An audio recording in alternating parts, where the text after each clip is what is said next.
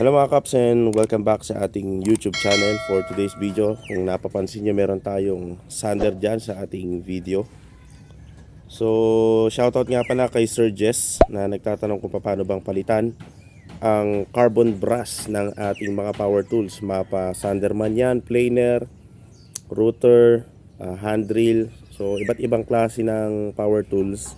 Darating at darating yung panahon na papalitan natin siya ng carbon brass. Ang isang dahilan kung bakit ayaw umandar ng ating power sander o anumang power tools nyo, maaring yung carbon brass nya ay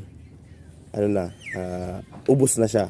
So madali lang namang tanggalin yan, bubuksan nyo lang and then tsaka nyo papalitan ng kasukat nya na carbon brass. So madali lang namang bumili ng carbon brass mga kaps.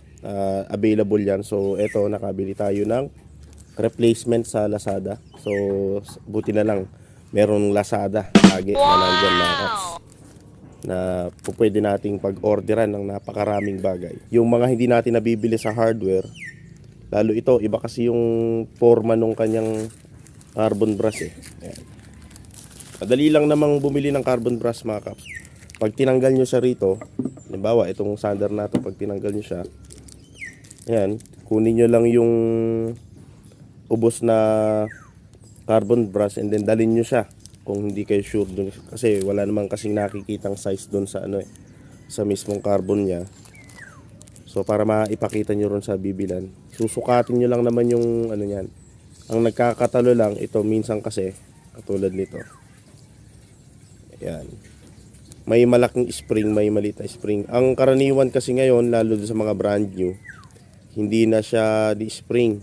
Kumbaga parang coiled na lang siya. Meron siyang wire na gano'n and then may tumutulak na lang siya katulad nung sa nabili nating sander. So mas maganda yung gano'n.